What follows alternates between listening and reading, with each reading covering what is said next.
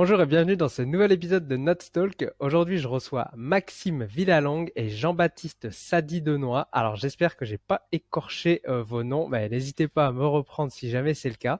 Euh, on va parler aujourd'hui de Aerox. Alors, ce nouveau sport, on va essayer de définir un peu ce que c'est, comment on performe dedans, et puis bien sûr, on va parler un petit peu d'alimentation et de compléments alimentaires.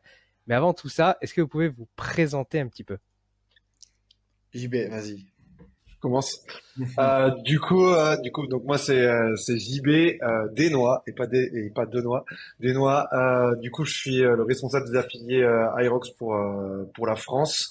Je suis aussi propriétaire de ma salle de CrossFit depuis bientôt 10 ans et on est les premiers à s'être affiliés à Aerox il y a maintenant un peu plus de 3 ans en France. À côté de ça, moi, je suis issu du rugby à la base. Je suis coach. J'ai fait une licence au STAPS, c'est un DU de prépa physique. Et puis voilà. Ok, donc moi c'est Max Villalongue. Je suis le country manager de iRock en France et aussi l'event producer. Euh, donc très simplement, première chose c'est organiser chaque événement en France, dans différentes villes auxquelles on va, et déployer la marque iRox en France, donc via JB, via du marketing, via de la communication. Euh, voilà pour iRox. Moi, je suis aussi issu du rugby où j'ai joué pendant 20 ans.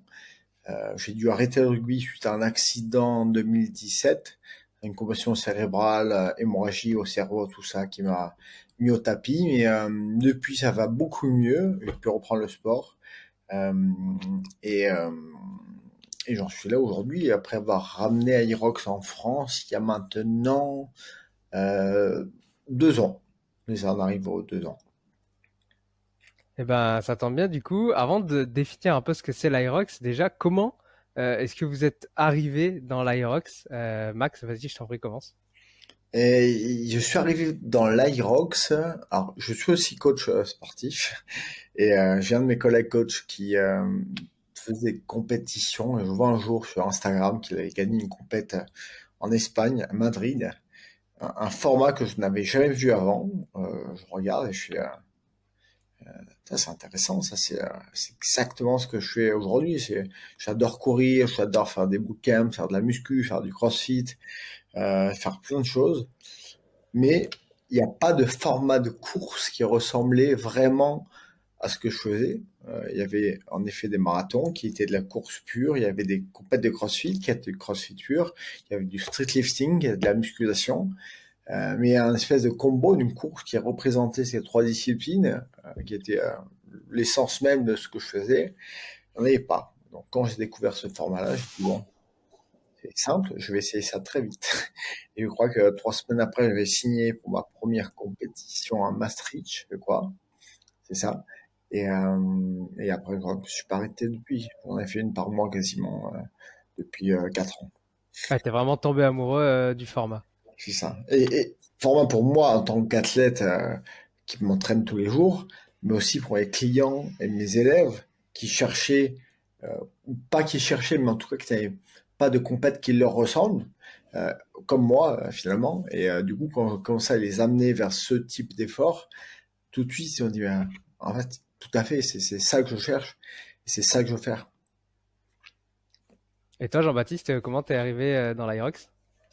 Du coup, moi, j'ai découvert ça pendant le deuxième confinement, par hasard sur YouTube, un jour de Covid où j'ai passé énormément de temps à justement regarder YouTube. Moi, je suis issu du CrossFit après le rugby, et c'est vrai que j'ai toujours eu un point, une appétence en tout cas sur tout ce qui était la partie ergo, la partie conditioning et la partie cardio.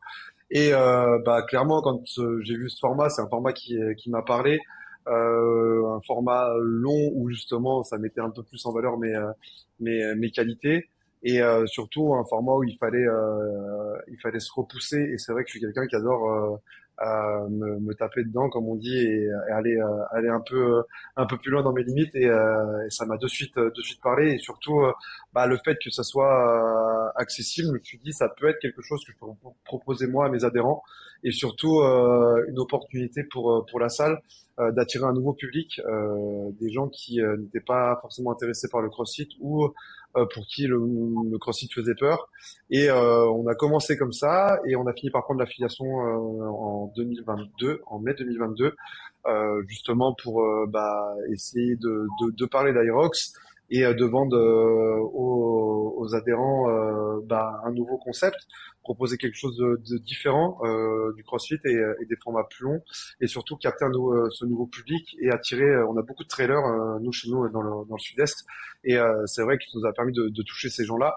Et clairement, on a commencé comme ça. Après, on a commencé à aller sur des courses à droite à gauche avec toute la salle. Et de fil en aiguille, on s'est retrouvé avec Max quand l'aventure Aerox a commencé en France, où il est passé me voir, et ça a de suite accroché, parce qu'on a plein de potes en commun ici du rugby aussi, et je pense que ça l'a fait aussi par rapport à ça.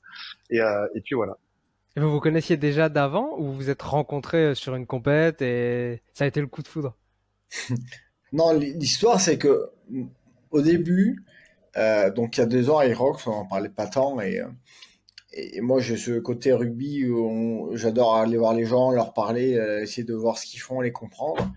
Et quand tu as un projet de développement d'un produit en France et que t'es pas encore forcément très connu, je me suis dit, ce qu'il faut que je fasse, c'est que j'aille faire toutes les box de France, toutes les salles de sport de France, et que je leur parle de Hyrox. Et, euh, et JB, parce que ce que fait JB, c'est ce que j'ai fait au début, quand il y avait encore pas beaucoup de monde. Aujourd'hui, il y a 900 salles à gérer, ce qui serait impossible, mais à l'époque, quand on avait qu'une vingtaine ou une cinquantaine, c'était encore faisable.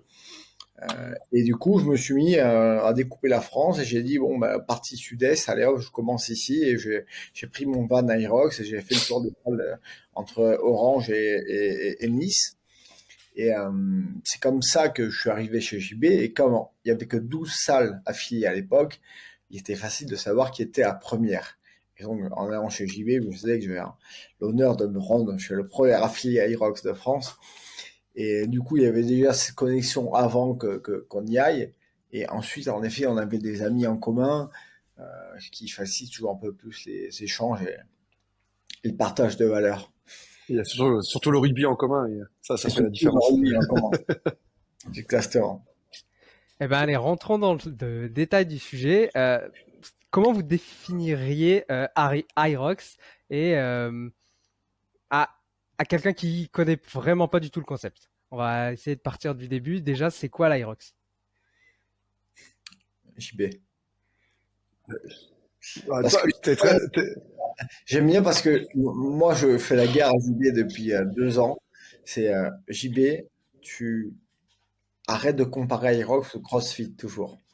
Ce qui est évidemment normal, et parce que la plupart de nos salles affiliées sont des box, et ça part de là, et l'équipement est le même. Mais je dis, essaie de faire en sorte que tu parles, que tu t'adresses à d'autres personnes qu'à des gens qui ont des box dans les salles de CrossFit, et qu'est-ce que tu leur dirais? Et du coup, c'est un test que je fais. non, en fait, c'est pas comparer CrossFit et Aerox, parce que je pense que c'est même deux sports différents, et c'est pas les mêmes bases. Ce qui est important de rappeler, c'est que CrossFit, c'est une méthodologie d'entraînement, et on en a fait un sport derrière, alors que nous, à la base, on est un événement sportif, et on est venu proposer quelque chose de différent qui n'existait pas dans le milieu du fitness. Et derrière ça, on a une méthodologie d'entraînement qui en découle. Donc c'est déjà deux choses différentes. Après, l'Irox, c'est un format donc de course à pied où on y a intégré des mouvements qu'on dit fonctionnels, mais le but c'est que ça soit des mouvements du quotidien et qui soient accessibles à tout le monde. Il n'y a pas d'haltérophilie, il n'y a pas de gymnastique. Peu importe votre niveau et votre passif par rapport au sport, vous pouvez participer à une course. Il n'y a pas de temps limite pour faire une course. Si ça vous prend 3 heures, ça vous prend 3 heures.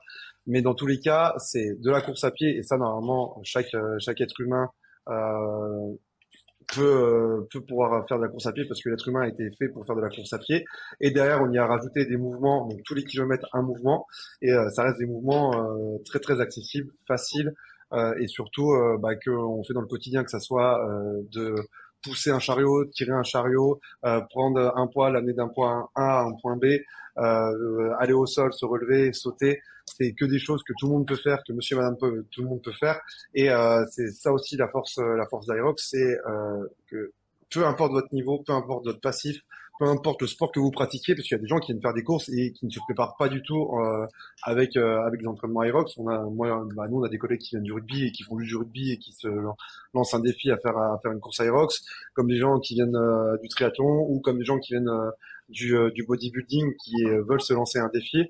Ça permet vraiment de regrouper tout le milieu du fitness en général et de proposer quelque chose à manger au milieu du fitness. Avant, on était bloqué, c'était soit on faisait de la course à pied, soit on faisait du crossfit, et il y avait rien du tout en fait pour au milieu pour venir challenger les gens. Et nous, avec Aerox, justement, on est venu proposer ce format-là qui permet à tout le monde de pouvoir se challenger et repousser un peu plus les limites en restant super simple en termes d'accessibilité.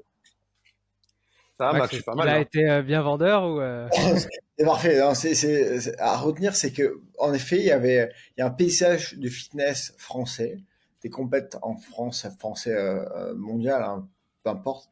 Mais dans ce paysage du fitness, du sport, il manquait quelque chose.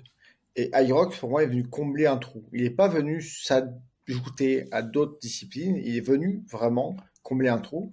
C'est ce qu'il dit JB, c'est on est à la croisée de plusieurs disciplines et on a fait un format. C'est un format qui est standard, c'est un format qui est à chaque fois le même, que tu sois à Paris, Dubaï, New York, peu importe.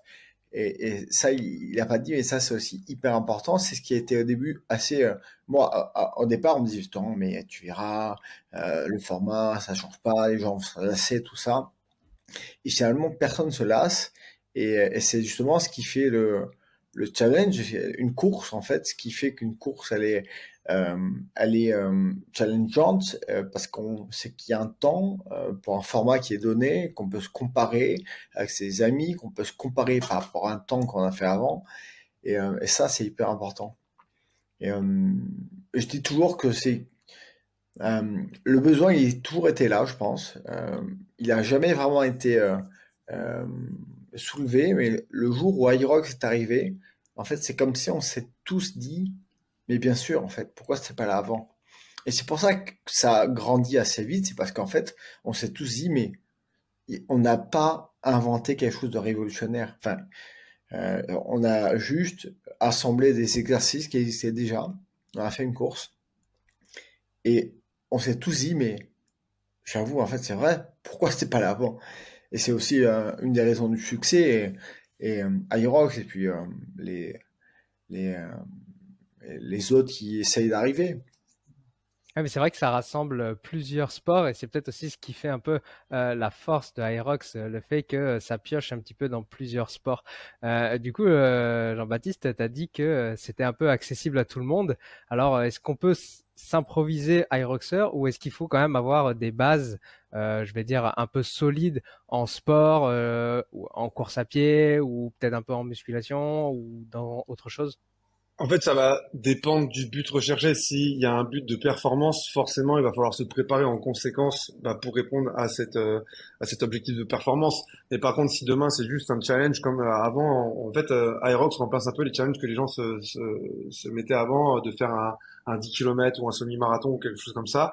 Beaucoup de personnes maintenant viennent se challenger sur un Aerox et il n'y a pas besoin de s'entraîner spécifiquement sur ça. Oui, c'est sûr que si on arrive, on n'a pas fait de sport depuis 4 ans qu'on a une hygiène de vie qui est pas en adéquation, ça va forcément piquer, mais ça peut se terminer. Et c'est ça qui est vraiment important de le comprendre, c'est que peu importe le niveau, on peut faire un aérox et on peut terminer un aérox. Ça sera dur. De toute façon, peu importe le niveau, ça sera dur parce que à un moment donné, même si on se prépare, justement, on va se repousser et c'est ça qui fait que ça va être plus dur. Et si on n'est pas préparé, on va prendre un mur, mais on va quand même pouvoir le faire. Et c'est ça qui est important de prendre en compte. C'est pas comme un semi-marathon ou un marathon encore pire, où là, il faut quand même une grosse préparation parce qu'il y a des kilomètres à encaisser, parce qu'il y a toute la partie nutrition à prendre en compte à l'instant T de la course et qui va vous challenger. Là, on peut faire Juste, bah, si on n'est pas préparé, ça va piquer, mais ça peut se terminer. Et pour que les personnes se rendent bien compte à quoi ça ressemble l'Aerox, alors il y a sûrement pas mal d'auditeurs qui connaissent du coup maintenant, mais pour ceux peut-être qui connaissent pas trop, est-ce que vous pouvez donner un peu à quoi ressemble une course Aerox? C'est quoi les différents exercices et les enchaînements? Du coup, on est sur une course qui fait 8 kilomètres. À chaque kilomètre, on a une station. Donc, la station numéro 1, c'est du ski erg. Donc, pour reproduire ce qu'on fait en ski de fond, on a 1 kilomètre de ski erg. Après, de nouveau 1 kilomètre de run. Derrière, on a 50 mètres où on pousse un sled. Donc, c'est un chariot avec des poids dessus. 1 kilomètre de run. 50 mètres où on tire le sled avec un poids qui est plus léger que sur la poussée. 1 kilomètre de run, 80 mètres de burpees broad jump, donc je vais au sol, je me relève, je saute au plus loin possible. 1 kilomètre de run, 1000 mètres de rameur. 1 kilomètre de run, 200 mètres de farmer carry, donc c'est 2 kettlebells, c'est 2 poids qu'on porte de chaque côté et qu'on doit amener d'un point A à un point B. 1 kilomètre de run, 100 mètres de fente marchée à lesté. Et 1 kilomètre de run, 100 wall balls. Et les 100 wall balls sont vraiment, vraiment très piquants après avoir fait tous ces exercices. Aujourd'hui, c'est qui un peu les champions d'Aerox? Est-ce que c'est plutôt d'anciens crossfitters, d'anciens coureurs, d'anciens rugbyman comme vous? D'anciens triathlètes, souvent. Des mecs c'est c'est, euh, c'est des mecs qui avaient déjà l'habitude de croiser des exercices ou des enchaîner plusieurs disciplines et qui avaient au sein de leur pratique de la course à pied aussi déjà. Parce que le CrossFit avait l'habitude de croiser et ils étaient très forts, mais la course à pied n'était pas vraiment présente et prépondérante dans la préparation et dans les compètes. Alors qu'aujourd'hui, une compète, elle se gagne quasiment sur la course à pied. Une compète, si tu la décomposes, 8 km de course à pied, le temps que tu mets à faire 8 km va être sur un temps total d'une course de 60-65%, ça dépend à quelle vitesse tu vas, tu vois. Et donc, c'est-à-dire que tu cours beaucoup plus, enfin beaucoup, en majorité, par rapport à ce que tu ne fais d'exercice. Donc déjà, si tu avais cet entraînement croisé et avec de la course à pied, tu avais un avantage. Le tri en fait partie. Les mecs sont très bons. Mais on avait un champion du monde qui était multiples fois champion du monde, Hunter McIntyre. Lui, il vient je crois qu'il vient de la L'OCR. Spartan OCR, grand obstacle. Ouais. Donc, il courait déjà. Mais il y avait déjà cette faculté à enchaîner des exercices, des mouvements fonctionnels, l'équilibre, tout ça. Et c'est ça le plus dur. C'est courir vite et sous fatigue. Ouais. Mais pour revenir un peu sur les propos de Max, en fait, je pense que les crossfitters d'il y a 10 ans auraient été meilleurs en aérox que ce qu'ils sont aujourd'hui pour une simple et bonne raison, c'est que la course à pied a quand même toujours fait partie de l'entraînement en crossfit. La preuve en est, le 5 km a été, et le workout qui a été le plus programmé sur le CrossFit Journal. Sauf que les box plus les compétitions de CrossFit à l'heure actuelle sont beaucoup plus tournées sur soulever des charges et faire de la gymnastique au détriment de la course à pied. Et du coup, c'est vrai que les athlètes du quotidien qui font du CrossFit sont moins préparés à la course à pied. Par contre, des athlètes typés aux Games, il y en a plusieurs maintenant qui font les Games et qui participent à des Aerox, sont quand même très bons dans la discipline d'Aerox. Pourquoi? Parce que dans leur préparation physique, eux, ils font de la vraie prépa physique pour CrossFit. Ils font 2 à 3 fois par semaine des sessions de course à pied. Donc, ils ont un volume de course à pied qui est quand même assez conséquent et c'est ça qui leur permet de faire des temps vraiment, vraiment propres. On peut prendre James Frag qui a gagné les Games l'an dernier et qui a gagné les Wodapalooza et la semaine après, il a fait l'Aerox je crois que c'est à Las Vegas et il gagne dans sa catégorie. Donc, ça montre quand même que les athlètes haut niveau en CrossFit ont quand même un gros background de course à pied. Et si se penche un peu plus dessus, je pense que ça pourrait être aussi des très très bons athlètes d'Aerox. Mais parce que justement, ils font du spécifique course à pied qui est vraiment important, comme Max a dit. Ça reste plus de 50% de l'effort. Donc, à un moment donné, il faut se pencher clairement sur la course à pied pour progresser. Est-ce que l'ouverture au Grand Palais, ça a marqué une bascule de l'événement Aerox?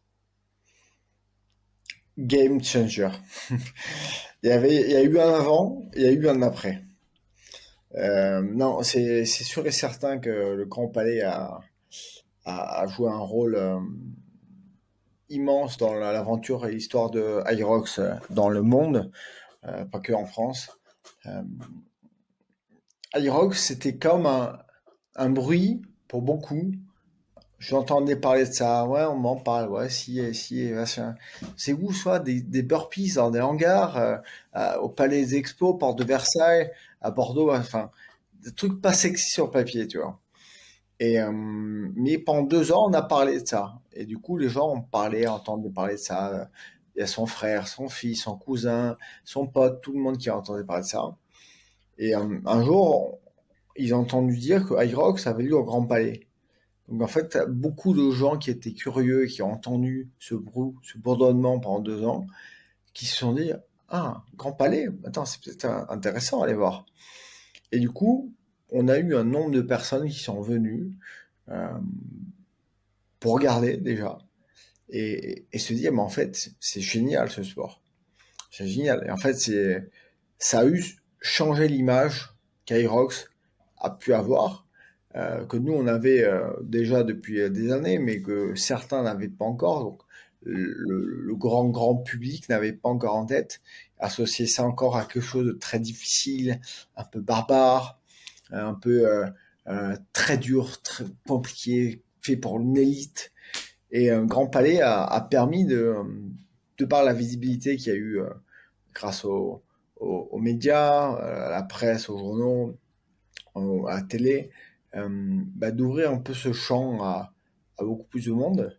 Et, euh, et en France, mais non, pas que en France, mais aussi à l'étranger. Du coup, ça a vraiment eu un effet loupe et accélérateur sur cette discipline. Et d'autant plus que le dernier événement sportif en date au Grand Palais était les JO. Donc, on est passé après les Jeux Olympiques quasiment un an après, jour pour jour. Donc, c'était assez cool. Et j'ai les chiffres là sous les yeux. Vous avez réussi à rassembler quasiment 12 000 athlètes. C'est quand même pas rien, hein. Qu'est-ce que ça représente concrètement en coulisses d'organiser une étape comme ça sur le Grand Palais? C'est du taf. Alors, donc, pour te dire à quel point ça a été un game changer, c'est que on avait 12 000 au Grand Palais. Là, à Paris, on en a 20 000 sur 5 jours. Les 20 000 places se sont vendues en quelques heures à peine. On est dans l'impasse à se dire, mais comment on peut faire pour répondre à cette demande? On a autant de personnes qui patientent que des personnes qui ont leur billet. Donc, si tu veux, c'est quelque chose qui est pas compliqué à gérer. C'est un problème de riche, mais c'est un problème quand même pur. Et du coup, l'orga, Grand Palais, c'est particulier. Une fois que tu as fait Porte de Versailles, que tu as fait Bordeaux, que tu as fait Toulouse, la routine, le système, il se met en place, on le comprend, on appréhende assez facilement. Euh, mais le Grand Palais, c'est différent de tous ces halls d'exposition. C'est un bâtiment historique, c'est des règles spécifiques de stockage, de montage, de personnes à l'intérieur. C'est un standing différent, donc on va réfléchir différemment le branding à l'extérieur, à l'intérieur, l'offre culinaire différente, la formation des bénévoles, des juges, euh, les partenaires sont un peu plus pointilleux. C'est des sommes qui sont bien plus importantes, engagées. Euh, donc, la préparation est bien plus complexe et intense, euh, mais, euh, mais ça s'est fait plutôt assez facilement. Je pense qu'on peut dire que c'était un des événements qui s'y met le mieux déroulé. Je pense que à tout point de vue, on a tous eu un retour incroyable. Euh, mais c'est 6 mois de préparation quotidienne. Donc j'ai commencé première pierre posée en décembre et ouais, début décembre, on a fini en fin avril. Même un peu plus parce que on a commencé à en parler quand moi j'ai attaqué à travailler pour Aerox, c'était en juillet même, donc Tu prends Ouais, la vraie première pierre, ça date de juillet, quoi. on en parlait parce qu'en effet, c'est signé depuis un an et demi avant l'événement, mais les vraies actions, en tout cas, qui ont été mises en place, c'est début décembre. Mais en effet, on en parlait, hein, j'en parle depuis, ça fait un bail que j'en parle. Si on rentre un petit peu plus dans l'Aerox, Jean-Baptiste, c'est quoi un peu les filières énergétiques qui sont majoritairement sollicitées durant un Aerox? Bah, tu vas quand même être sur la filière aérobie parce qu'on est sur un effort qui est très long. On va dire que on va être pour les meilleurs. Donc là, on parle des élites, hein, en dessous de 55 minutes et pour certains, ça va monter à 2 heures. Donc on est quand même sur le système aérobie en dominant. Après, il y a toujours des moments où on a des efforts qui sont courts et intenses, typiquement sur le sled, sur le push sled, sur le pull sled, sur le farmer carry.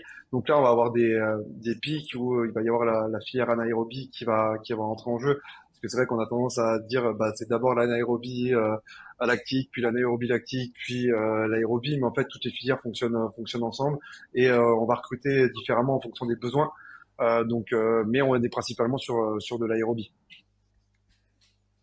Et comment on se prépare globalement pour un Aerox dans l'entraînement?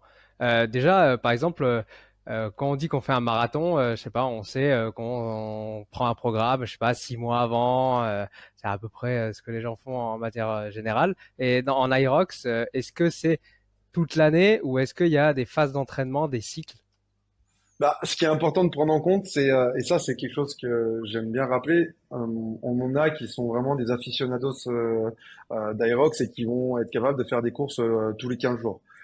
Mais en vrai, si tu C'est veux sûr. vraiment performer sur l'Aerox, il faut éviter de faire des courses tous les mois et l'idéal c'est d'essayer d'en faire 5 à 6 dans l'année. Je pense si on veut être performant, ça paraît de faire des cycles. Moi, ce que je trouve, j'aime bien en faire, par exemple, 5 dans l'année, c'est amplement suffisant. Et ça te permet de faire des cycles de 12 semaines de travail où on va d'abord travailler des bases beaucoup plus cardio et force dans un premier temps. Et au fur et à mesure, donc travailler vraiment du volume avec des intensités qui sont plutôt basses. Et plus on va se rapprocher de l'événement, plus on va réduire le volume d'entraînement, mais par contre, plus on va monter l'intensité.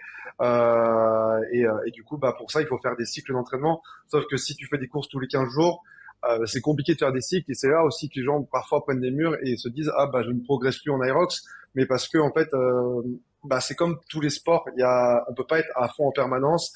Il y a des moments où il faut faire des relâches, il y a des moments où il faut rebosser bah, ses bases, retravailler sa base cardio, retravailler sa force. Et pour ça, on a besoin de temps et les gens ne se laissent pas suffisamment de temps généralement pour pouvoir travailler ça. Donc moi, je dirais que l'idéal, vraiment, ça serait d'avoir 20 semaines pour, si on veut être le mieux préparé possible, c'est de prendre 20 semaines de travail avec des cycles différents. Mais après, bah, c'est toujours pareil. Ça, c'est c'est l'idéal. Après, je comprends que on veut aussi kiffer. Moi, je pense que entre mes Aerox, on va dire qu'il y a à 10 à 12 semaines grand maximum. Mais ça permet quand même déjà entre 10 et 12 semaines d'avoir un bon gros travail et de faire des cycles de travail qui sont différents. Sur ces 20 semaines, comment est-ce que tu manages un peu tes entraînements? Est-ce que tu fais 70% de course à pied, un peu de musculation? Comment est-ce que tu organises ça? En fait, ça va dépendre déjà de la base. Si on prend moi, je sais que par exemple, j'avais un peu une lacune sur la course à pied. Donc c'est vrai que j'ai mis un plus gros focus sur la course à pied à faire 3 sorties, 3 voire 4 sorties run par semaine. Mais parce que moi, c'était mon point faible. Par contre, quelqu'un qui est très fort en course à pied, mais qui par exemple va manquer un peu plus de force, va peut-être avoir deux sorties run, voire une troisième tranquille niveau run et se concentrer beaucoup plus sur la force. Moi, la force, par exemple, si je prends du squat, j'en fais une fois tous les 15 jours et ça me suffit amplement parce que j'ai déjà une grosse base de force. Alors que pour d'autres, ça va être l'inverse. Ils ont une base de force qui est très très basse, surtout ceux qui sont issus des sports d'endurance. Et étant donné qu'il faut être et puissant et endurant, bah, c'est important quand même de travailler ça. Donc ceux qui viennent généralement de la course à pied ou des sports d'endurance, ils vont avoir besoin de travailler un peu plus de force au début d'avoir cette base solide justement pour pouvoir après plus on va se rapprocher de l'événement, plus on va faire de la prépa spécifique Aerox et réduire justement tout ce volume, mettre beaucoup plus d'intensité, mais parce que on aura du coup construit toute la base nécessaire pour pouvoir préparer ça correctement. Ah, je vois, ouais. Merci pour tes explications. Max, au niveau de l'affiliation, est-ce que vous sponsorisez des athlètes? Comment est-ce que vous faites? Est-ce que vous faites quelque chose pour attirer plus de personnes au sein d'Irox? L'affiliation de club, non, il n'y a pas de partenariat, dire de euh, notre fait à nous. C'est vraiment en donnant. C'est nous, on offre une visibilité, on offre une plateforme de coaching, de formation, beaucoup d'outils. Il y a JB qu'on offre aussi, JB qui donne beaucoup de sa personne pour faire en sorte que les affiliés en France soient le mieux euh, lotis possible, via évidemment le paiement d'une redevance mensuelle. Après nous, ce qu'on a toujours aimé faire, et on en parlait récemment avec Héloïse, qui est la directrice marketing chez iRock, c'est qu'il y a 2 ans, quand on a commencé l'aventure, on s'est dit, là aujourd'hui, si on va sur une terrasse de café, qu'on parle de iRox, sur 100 personnes, il y en a peut-être 4 qui connaissent. On veut que dans 2 ans, à cette même terrasse de café, sur 100 personnes, il y en ait au moins 85 qui connaissent. On n'a pas fait le test sur une terrasse de café avec 100 personnes, mais on a fait le test dans des soirées, à des bars, des restaurants. Et le fait est qu'aujourd'hui, à Aerox, on peut en parler. Si on n'a pas déjà fait, on connaît quelqu'un qui a fait, ou alors son collègue qui en a déjà parlé, peu importe. Mais aujourd'hui, c'est devenu un sujet de discussion. Et du coup, on est content d'en arriver là parce qu'on s'est dit que la strate qu'on a employée a fonctionné. Et cette strate-là a été très simple. On s'est dit, bon, iRock, c'est quoi? C'est ce sport-là, ce sport-là, ce sport-là, ce sport-là, de tout mélanger. Et on est persuadé que chacun va avoir un intérêt à pratiquer et à faire des compètes. Donc, on a pris des profils différents dans le sport vraiment de tout domaine, des pilotes de Formule 1, des VTTistes, des BMX, des anciens athlètes de 800 mètres, des judokas. On les a invités, on leur a dit, les gars, venez voir, c'est cool. D'abord avec moi, je fais des séances toutes les semaines avec eux, et ensuite on les a invités à des compètes. Et donc ça, c'est une des façons dans chaque écosystème différent, de toucher différentes personnes. Et après, on a commencé à toucher des artistes, des chefs cuisiniers, des journalistes, et toujours l'idée de parlez-en, vous allez voir, c'est cool. Et c'est un peu comme ça qu'on a fait pendant 2 ans. Il faut une régularité, il faut un peu de discipline sur les rendez-vous que l'on organise. Mais le produit, en tout cas, t'es là, le produit est séduisant et c'est assez facile de le vendre, on va dire. Donc, après, on a aussi invité, et certains des grosses têtes d'affiche, c'est les Thibaut InShape, qui a une grosse communauté sur YouTube, sa compagne Justine, pardon. Donc voilà, ça c'est des grosses têtes, après des rugbyman de haut niveau, Ah, c'est vous qui êtes allé les chercher ou c'est eux qui sont venus vers vous? c'est un mix de tout, c'est du réseau, euh, Thibaut Shape, il nous a demandé à venir, donc on a dit bien sûr, tu viens. Mais là, par exemple, Maxime Médard, qui est un ancien joueur de rugby à 15 du Stade Toulousain, on le voit, on fait la compète de Toulouse, et là, je le vois qu'il court avec son pote et qui fait la compète. Et moi, sauf que c'est un mec que j'ai regardé toute mon enfance, tu vois. Et donc, le voir qui fait la compète que j'organise, ça me fait rire, tu vois. Et du coup, après, ce que je fais, c'est que je me mets en contact avec lui, est-ce que tu veux venir, machin, tu vois, c'est que ça. C'est du réseau, c'est des connexions, c'est du Instagram, hein. Héloïse, elle a fait beaucoup de travail sur Instagram, à chercher les gens, à les contacter. Elle a aussi un très bon réseau avant parce qu'elle bossait pour Puma avant. Donc, c'est de la recherche et comme tu disais, le produit était tellement facile à vendre qu'une fois qu'on amorce un peu la chose, c'est assez facile d'amener les gens vers ça. Ouais, très bien, je comprends. J'aimerais maintenant qu'on rentre un petit peu plus dans la performance de l'Aerox. Donc, on a parlé de l'entraînement. J'aimerais qu'on se dirige un peu du côté alimentation. Bah, est-ce que l'alimentation, elle a un rôle décisif dans la performance de l'Aerox? Je vous vois déjà sourire. Moi, oui, évidemment. Dans tout, On va dire que voilà, dans tous les sports, ça a forcément un rôle, l'alimentation et le L'Aerox sommeil. ne déroge pas à la règle. Non, du tout. non, mais tu vois, par exemple, là, je reviens de 4 jours de trail. Euh, on trailait tous les jours 20 km avec 2000 de D+. Et je suis pas le plus grand trailer de l'histoire, tu vois. Je fais des trails de façon assez régulière. J'habite à Paris, donc c'est plutôt compliqué. Mais j'avais vraiment fait un focus alimentation, hydratation pour essayer de limiter au maximum la casse et de récupérer le plus vite possible. Bah, je sors de 4 jours de trail, de 80 km, de 6000 de T+. Là, après l'épisode, je vais aller faire une séance de sport. Parce que finalement, si on mange bien, si on s'hydrate bien, pour moi c'est encore plus important, c'est l'hydratation. Euh, on peut encaisser. euh, on peut encaisser. Donc oui, réponse, l'alimentation est le facteur X. Et l'hydratation. Pour l'alimentation, du coup, est-ce qu'il y a quelque chose que vous recommandez? Alors, je vais parler de régime alimentaire global, mais est-ce qu'il y a quelque chose qui pour vous est quand même indispensable?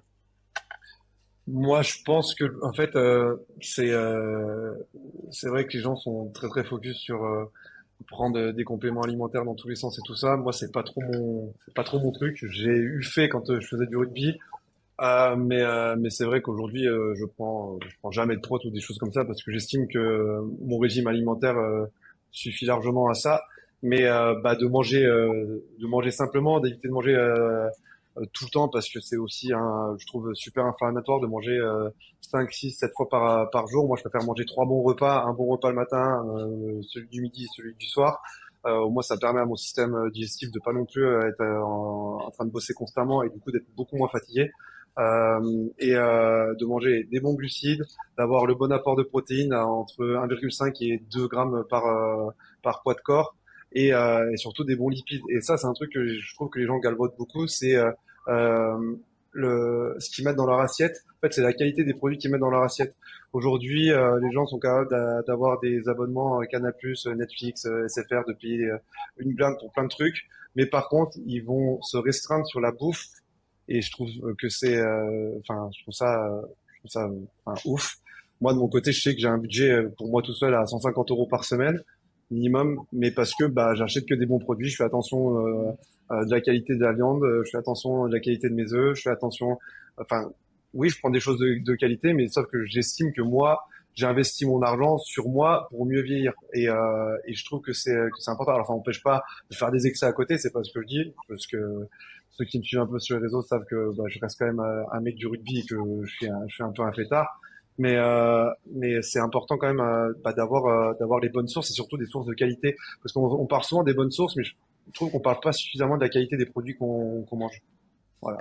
Bah, c'est ça, c'est effectivement ce qu'on veut mettre en avant hein, avec Innate We Trust et notamment, bah, tu as parlé des compléments alimentaires et c'est pour ça qu'on a sorti l'application ScanNuts qui permet bah, d'analyser, de comparer les compléments alimentaires sur toute la chaîne de valeur du produit, c'est-à-dire la santé, l'écologie, l'éthique et la nutrition.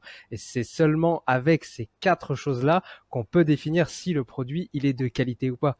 Donc bah, voilà, chers auditeurs, si ça vous intéresse, bah, vous pouvez télécharger l'application gratuite sur Android ou iOS, l'application ScanNuts. N'hésitez pas, parce que ça va vous permettre au moins de savoir si vos compléments alimentaires sont de qualité ou pas. Et comme tu as dit, ben il y a quand même une grande différence entre un produit qui vient, par exemple, tu parlais de la whey, on va dire un lait de vache qui vient d'une vache qui a brouté de l'herbe dans les pâturages, etc. Elle va te donner un bon lait avec de bons nutriments, ou à l'inverse, une vache qui a mangé constamment des tourteaux de soja, qui est inflammatoire et qui là va te donner un lait pauvre en nutriments, etc.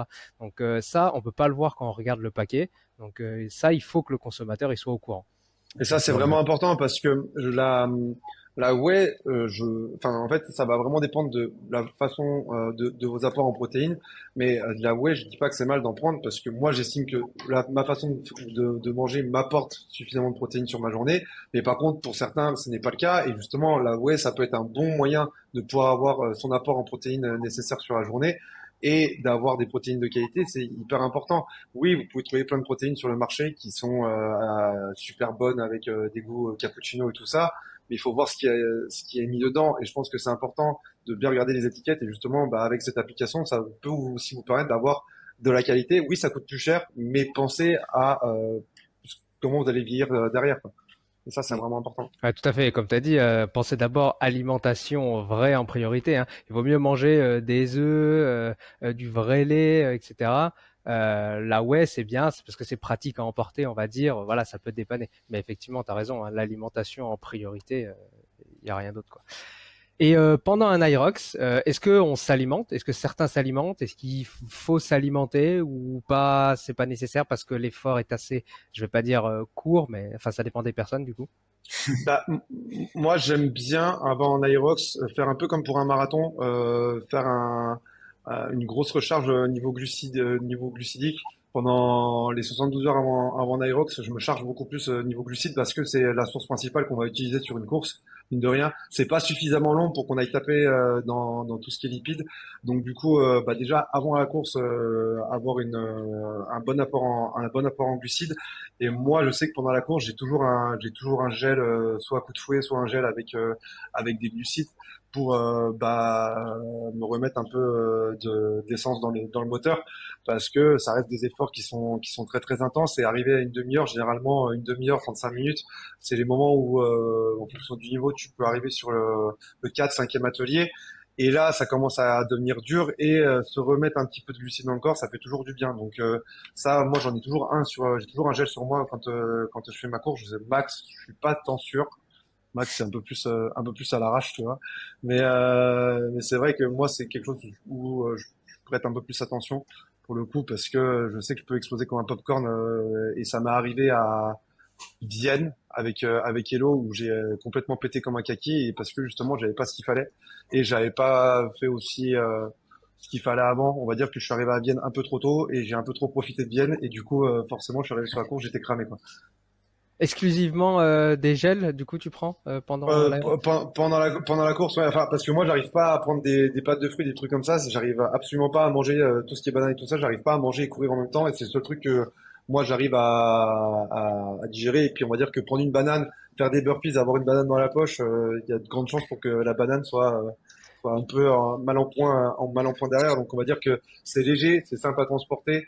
On l'ingère direct. Et je trouve que c'est le plus simple à prendre, en tout cas pendant une course. Est-ce que tu fais attention à ta quantité de glucides? Est-ce que tu es plus autour des 30 grammes à l'heure, 40, 60 J'avoue que ça, j'ai pas poussé aussi loin. Alors j'ai fait pour le marathon, mais clairement sur un Aerox, je me suis pas autant attardé sur ça. Ça serait peut-être quelque chose que je devrais mettre en place d'ailleurs.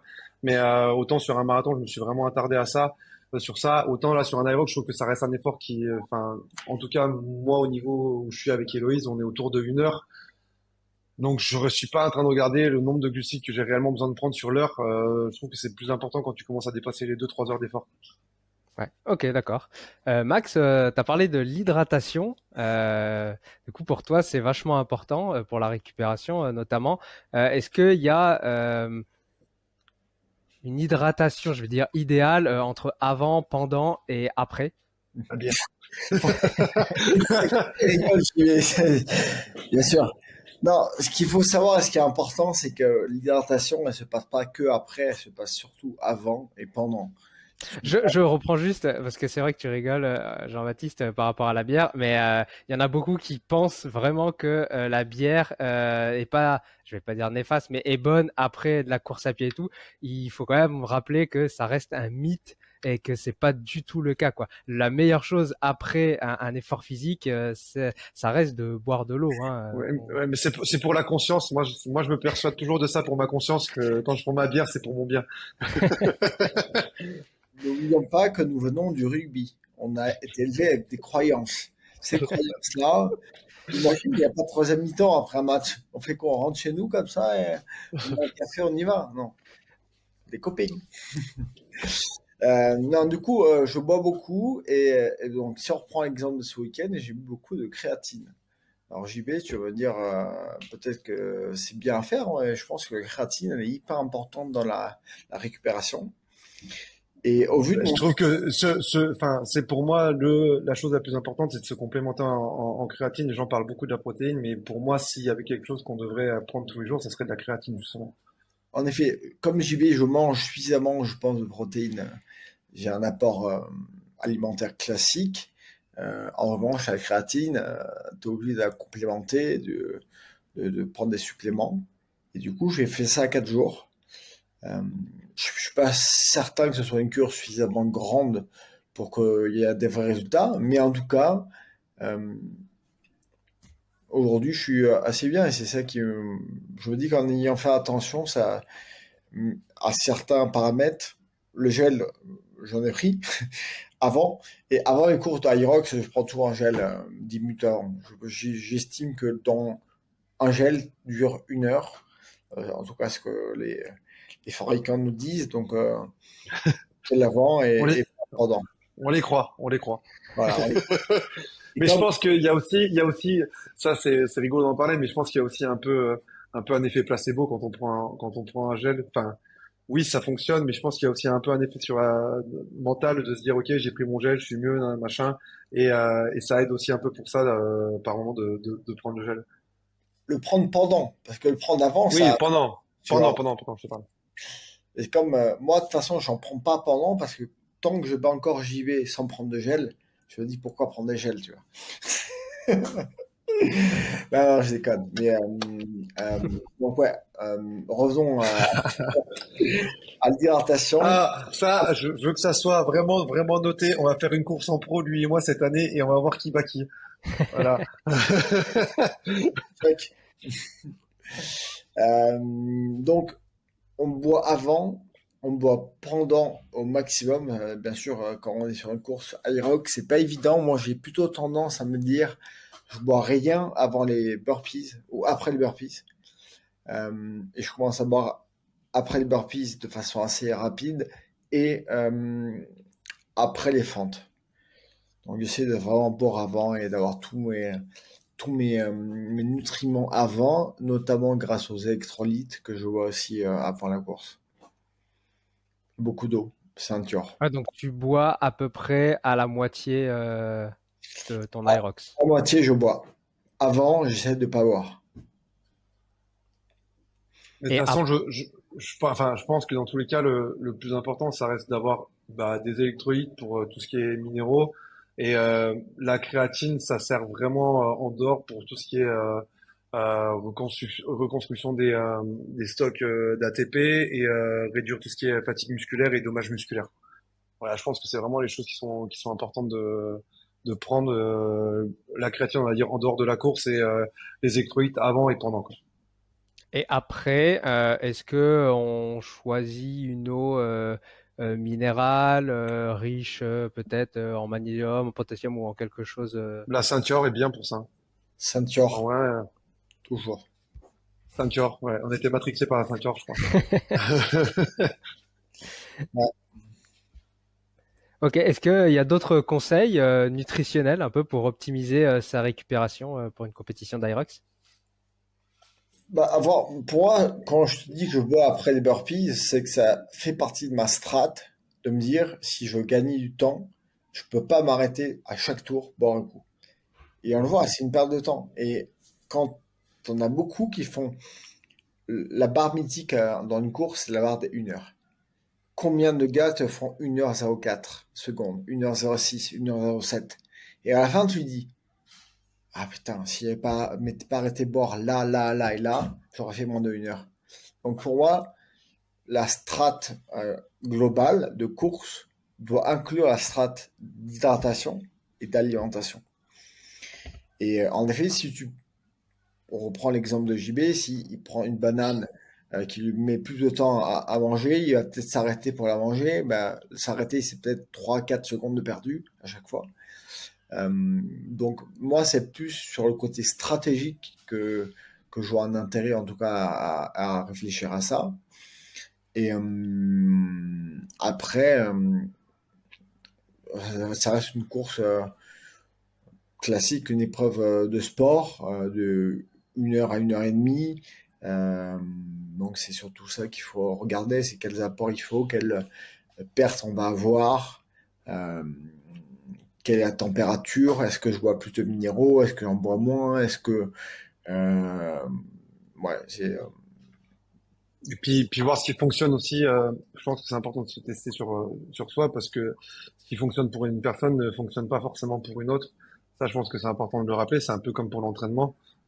Chacun va fonctionner et réagir différemment.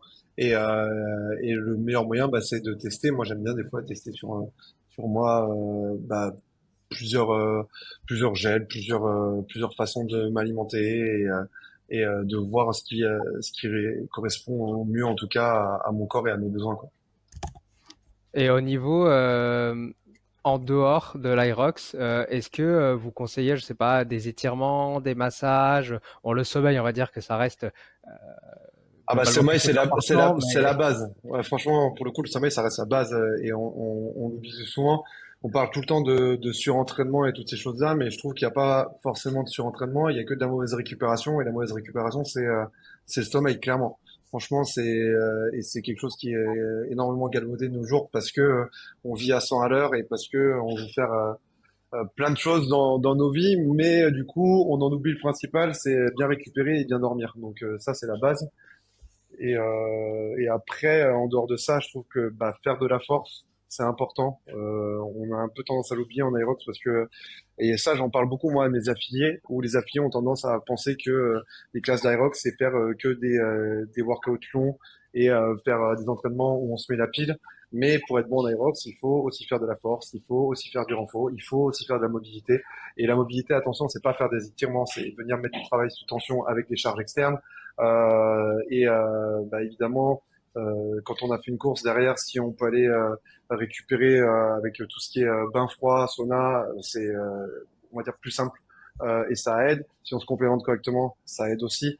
Donc c'est toutes ces choses-là. Après, il faut juste faire attention et rester focus sur on se doit de vivre aussi et parce que certains ont tendance à passer de rien à tout, ça veut dire avaient une vie de débauche et d'un coup sont matrixés et changent totalement de lifestyle. Alors j'ai rien contre ça parce que c'est vraiment cool, mais il faut pas oublier que on peut vivre aussi à côté, que si on fait des écarts de temps en temps, c'est pas grave et il faut aussi un minimum profiter de la vie, quoi. tu as parlé du coup des compléments alimentaires, donc tu as déjà parlé de la créatine. Est-ce qu'il y a d'autres compléments qui, pour vous, sont intéressants d'un point de vue santé ou même d'un point de vue performance? moi, c'est surtout je fais des cures à des périodes de l'année qui nécessitent...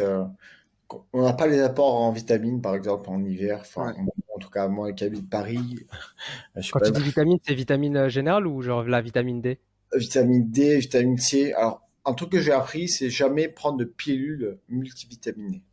Si tu prends une cure, c'est pilule de vitamine C, puis ensuite vitamine D, et 3 pilules différentes, il y a 3 vitamines différentes. Euh, mais c'est un peu connaître les cycles de l'année, savoir à quel moment tu risques d'avoir des manques de certaines choses et essayer de faire des cures à ce moment-là. Euh, c'est ce qui permet de ne pas avoir de coups de mou, de toujours avoir une énergie raisonnable, équilibrée et régulière. Euh, donc c'est ça, hein, c'est en fait la perception que j'ai de la compétition aujourd'hui n'est pas celle que j'ai pu avoir il y a 15 ans au rugby. L'idée, c'est comme je disais tout à l'heure, c'est aller le plus loin possible aujourd'hui. On n'est pas dans la performance outrance, on est juste dans la bonne performance, mais qui va pas nous mettre en danger sur d'autres aspects de nos vies qu'on aimerait aussi développer. Et à mon sens, c'est avoir une santé qui soit bonne de janvier à décembre. Et pour Pour ça, vous, l'Aerox développe ces valeurs-là par rapport peut-être au CrossFit ou à d'autres sports où on est plus dans la performance et peu importe si on abîme un petit peu la santé. Je pense il faut pas comparer. Chaque sport est différent. C'est toujours pareil parce que, en fait, alors, je sais que, parce que moi, je viens du CrossFit, donc forcément, je peux en parler. En fait, il faut vraiment voir la différence entre, à partir du moment où ça devient du sport de haut niveau, peu importe le sport, que ce soit CrossFit, Aerox, rugby, triathlon, quand on passe dans l'aspect performance, c'est plus du sport santé. Et là, on met forcément, sa santé en jeu parce qu'on met son corps à rude épreuve parce que on se pousse bien plus loin que ce que le corps est en capacité de supporter par moment. Quand on fait du rugby, il y a des grosses blessures qui peuvent arriver.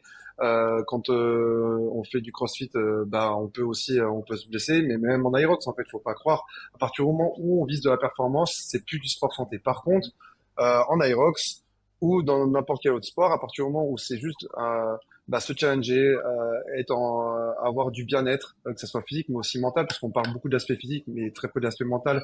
Mais on est à travers tout ça, on développe aussi beaucoup de travail au niveau du mental et surtout de bien-être mental. Aller s'entraîner, ça fait quand même du bien aussi à la tête, surtout par les temps qui courent. Et je trouve que c'est important de souligner. C'est vraiment deux choses différentes. Et je pense que c'est important de le mettre en avant avec Aerox parce qu'on l'a pas assez fait par exemple avec CrossFit. Et le sport du CrossFit versus sa méthodologie, c'est deux choses qui sont différentes.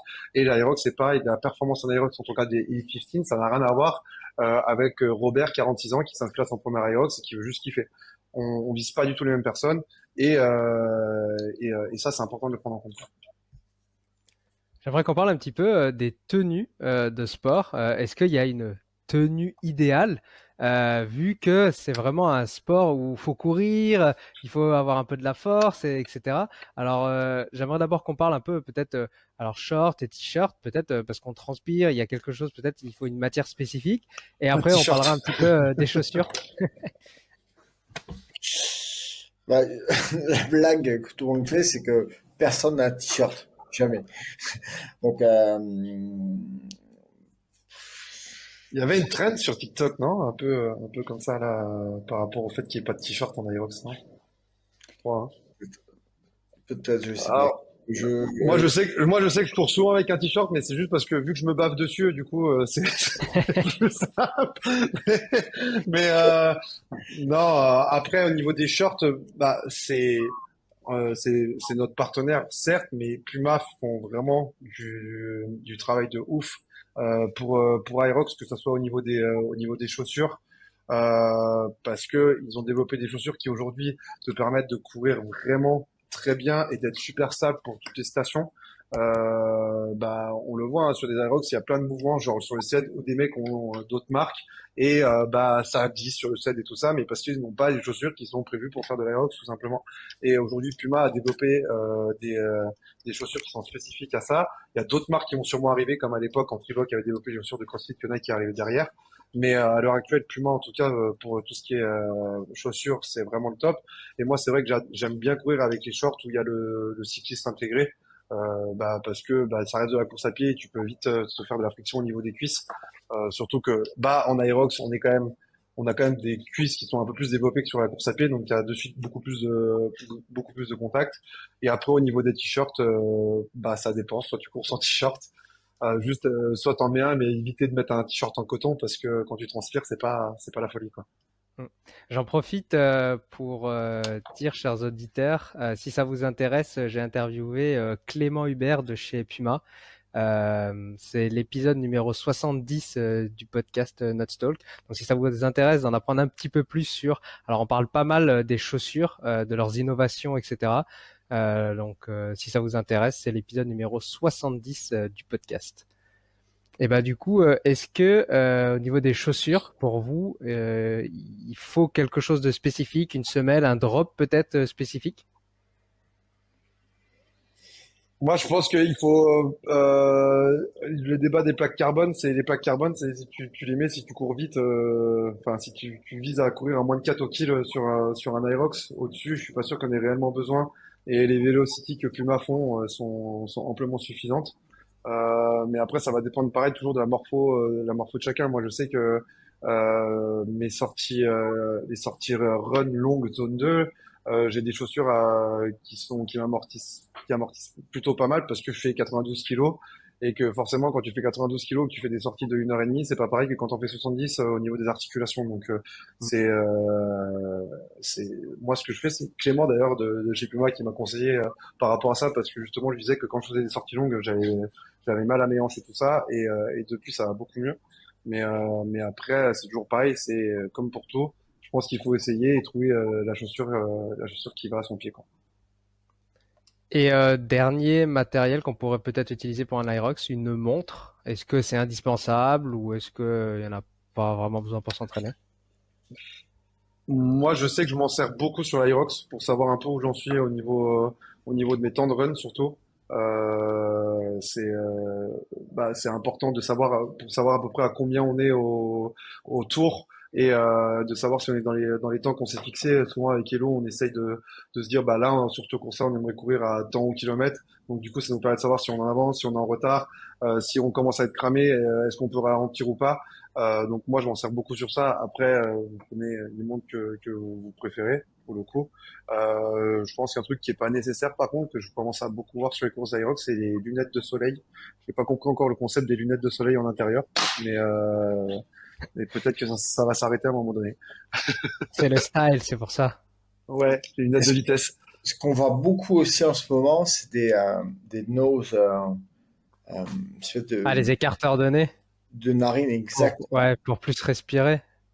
J'avoue que j'en ai Ah. acheté il y a 10 jours pour Et tu essayer. l'as testé du coup? Pas encore, mais j'ai essayé au bureau et, euh, et franchement, rien que comme ça, c'est assez bluffant d'avoir les narines ouvertes. Mais alors, je me pose la question, j'ai jamais essayé ce type de produit, mais alors moi, je cours, je fais un peu de trail, etc. aussi. Et tu vois, quand ça commence à devenir difficile, etc., on a tendance à respirer par la bouche. Je suis d'accord. Alors, du coup, En je me fait, pose la question vraiment de l'utilité de cette chose-là, en c'est fait. sur ça que moi j'aimerais revenir justement. Je pense que c'est utile quand tu fais du travail de zone 2 et que tu veux rester que en respiration nasale. Pour le coup, ça a vraiment un bénéfice. Par contre, quand tu fais des courses aérox où tu es à 170 BPM, t'es plus du tout en respiration par le nez, c'est impossible. Et je suis vraiment pas sûr que y ait un gain par rapport à ça. Moi, j'en ai acheté, mais pour dormir parce que j'ai la cloison nasale qui est décalée et du coup je ronfle. Et avec ça, je ronfle beaucoup moins. Donc ça m'aide pour ça, par exemple. Et pour les sorties en zone 2, ça m'aide beaucoup. Mais par contre, j'ai vu, en tout cas sur moi, du peu que je m'en suis servi, aucun bénéfice sous de la haute intensité, quoi. Parce que je me sers absolument pas de la respiration nasale quand tu es en haute intensité. Enfin, c'est juste physiologiquement impossible. Hmm. Donc, bah, écoute, tu nous feras un retour, Max, après En tout l'utilisation. cas, il est vrai que maintenant, sur les compètes, tu les vois partout. Ah ouais, Partout. partout, hein. Ouais. Ouais. Donc, Jean-Baptiste, là, tu disais que tu l'utilises pour dormir. Je ne sais pas si tu connais un outil qui s'appelle le Mashuyu.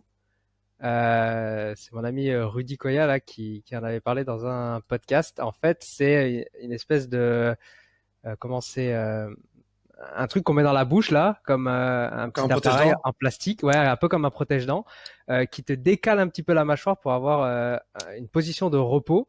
Et apparemment, ça empêche. Donc, tu mets ça pour dormir, ça empêche les ronflements, ça empêche les grincements de dents, ça repositionne correctement ta mâchoire et ça te permet de mieux dormir, etc. Donc, Alors j'en ai entendu parler, mais je sais que tu l'utilises pas pour une simple et bonne raison. C'est que donc je savais pas que ça s'appelait comme ça. Par contre, c'est juste que moi je me suis fait une double fracture ouverte de la mandibule. Je me suis cassé la mâchoire d'un côté et déboîté de l'autre. Donc du coup, on va dire que ma mâchoire là, elle va à peu près bien.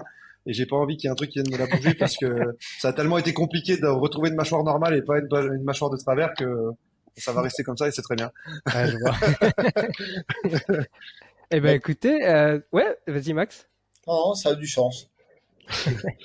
Ça a du sens. Euh, s'il y avait un conseil, un conseil clé, ouais, que vous deviez dire là aux auditeurs qui nous écoutent et qui veulent se lancer ou performer en Aerox, alors soit en solo, soit en duo, ce serait quoi vraiment la chose vraiment importante? Commence, Max. Moi, ce que j'ai envie de leur dire, et c'est ce qui souvent on a eu comme qu'on remarque au départ, c'est n'ayez pas peur. N'ayez pas peur du format, n'ayez pas peur de l'effort.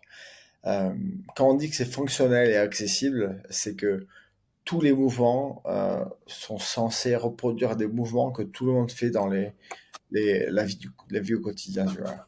Et il faut pas avoir peur de ça, faut y aller, essayer.